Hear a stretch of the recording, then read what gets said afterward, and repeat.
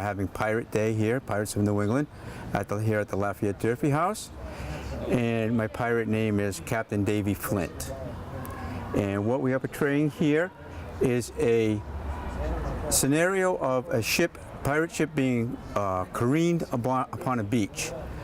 Careening was necessary to scrape the barnacles and crustaceans off the bottom of the ship because it dragged the ship down and it could not gain the speed that was necessary to escape from the Royal Navy.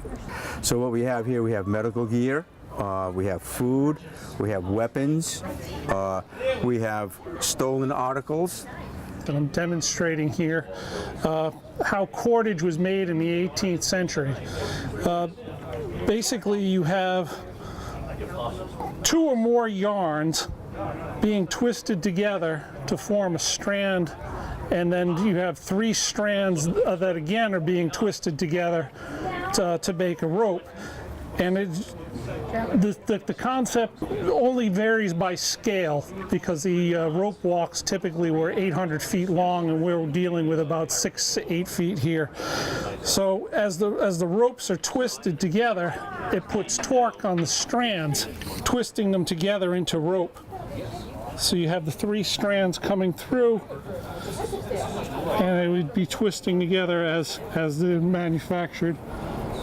My name is Big Bear, and I'm a privateer and pirate sometimes who've just arrived here in port and found all of these items floating at sea with no apparent ownership. So it's my civic duty to find homes for it all and bring these items into port, exotic as they be, for a reasonable price to the people who live here in the port city of Fall River. We've got some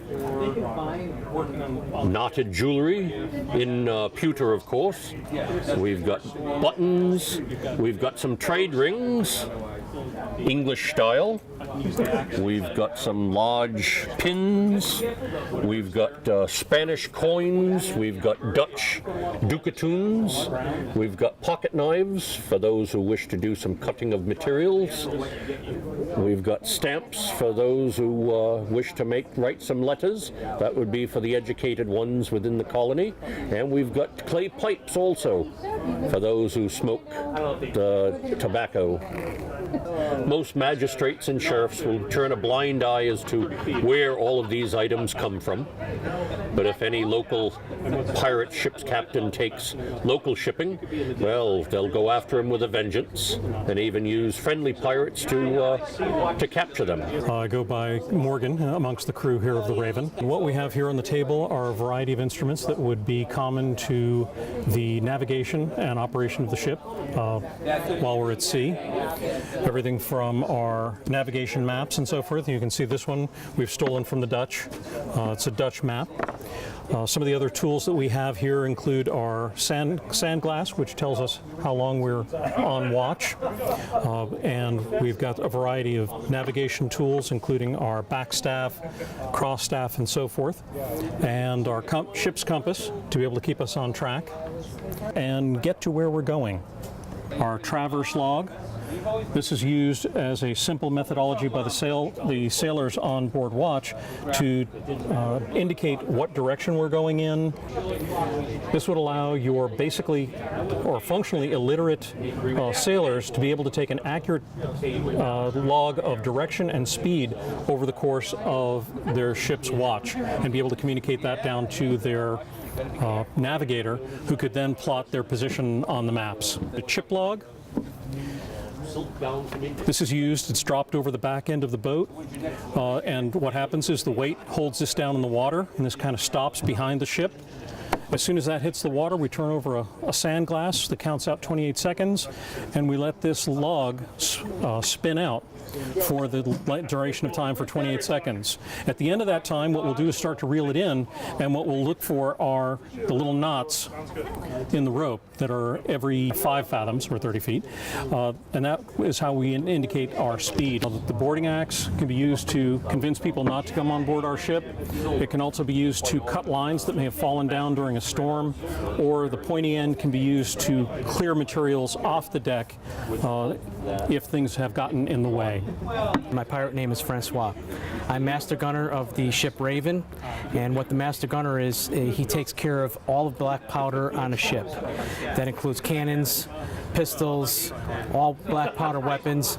I have to make sure that we have enough equipment to fire the weapons. I have to make sure that they're all in good working, operating condition. Any of the weapons you see here today, as far as the pistols, the swords, most of the knives, they were owned by the ship. A sailor would own something like this, or the ship may have owned this as well. What this is a sailor's rig, and it's a special sailor's knife that would be used for climbing aloft. As you can see, there's no point on there, and it would prevent you from getting stabbed while you're aloft cutting as you need to cut. In the other pouch is a marlin spike. A marlin spike is used to take knots out of rope and line, and it's also used to splice line. If you look at these needles closely, they're shaped a little different than a normal needle, so these are used for sailcloth. And the sharpness is very pointy and easy to push through a sail. This is a Dutch cutlass, and you can see it's a short cutlass, easy to fight in close quarters. It has a nice shell guard to protect your hand, and my off-fighting weapon is a shell guard dagger. Over here I have my sea chest. Every sailor had their own sea chest. Whatever you could fit in that chest is what you could take aboard ship, and you could keep it. If it did not fit in your sea chest, you could not take it. These are breeches. These are slops. What slops were basically working pants. So what I did was I would step into them and wear these to protect my breeches. I'm fortunate enough to have an extra shirt. I have a couple pair of socks as well. This is a special dagger that gunners usually use, and it's made of brass so that it doesn't accidentally spark and cause the gunpowder to explode. It has a scale on it, and what the scale is it identifies the bore of a cannon by inches, and if I roll it over, I get another scale that tells me what the diameter of the bore is, so that if we take on another country's ship, we can identify what size ball we need to cast to be able to use that cannon. If we don't know what size ball goes into that cannon, the cannon is completely useless to us. It's just an anchor, basically. These are flintlocks, and again, like I said, the ship owned them. They would be stowed away, they would be accounted for by the master gunner, and during time of engagement they would be passed out. A count would be taken for them, who's using the weapons, and the person who used the weapon would have to give it back. If the person didn't give it back, then they would have to pay for it or account for what happened to the weapon. The weapon would be identified by the ship's name on the barrel. We talk about rum, any type of alcohol. Don't you think pirates? I do have a case of rum or grog here. Grog was very important to sailors. Grog wasn't used for pleasurable drink. What grog was used for was to preserve the water. When you went out to sea and you had kegs and kegs of water, they would go rancid after a few weeks out at sea. So what we would do is we'd take rum and we would put a percentage of rum in a 55-barrel keg of water, and that would stop the water from going stagnant, going bad, and it would make it drinkable, so we'd have something to drink while we were out at sea. Also, they would put cane sugar in it to make it a little bit more palatable.